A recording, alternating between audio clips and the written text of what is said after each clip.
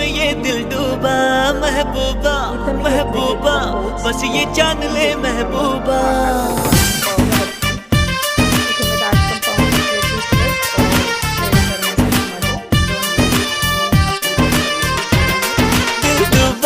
दिल डूबा नीली आँखों में ये दिल डूबा, महबूबा महबूबा बस ये जान ले महबूबा। आशिक हूँ दीवाना हूँ, तेरे लिए कुछ भी कर जाऊंगा। इश्क में तेरे जीता हूँ, तेरे लिए ही मर जाऊंगा।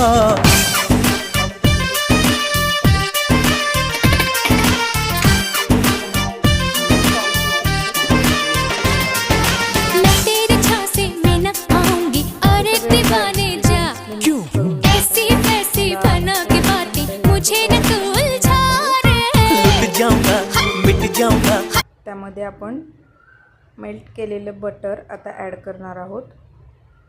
त्यानंतर दूध हळूहळू करत दूध ॲड करायचं आहे। त्याच्या लम्प्स होऊन द्यायचे नाही आहेत, गाठी होऊन द्यायचे नाही आहेत पिठामध्ये।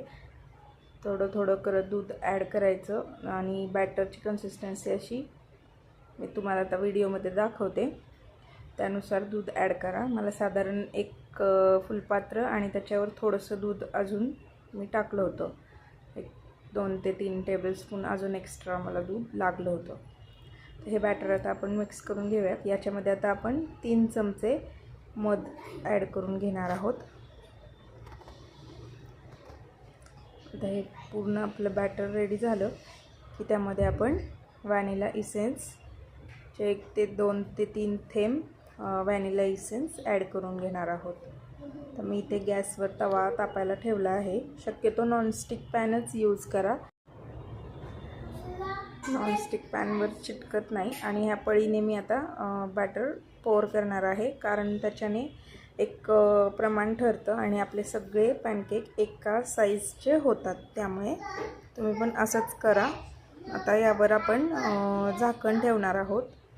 1-2 मिनटं झाकण ठेवून घेणार आहोत, कारण त्याच्याने आपले पॅनकेक सॉफ्ट होतात।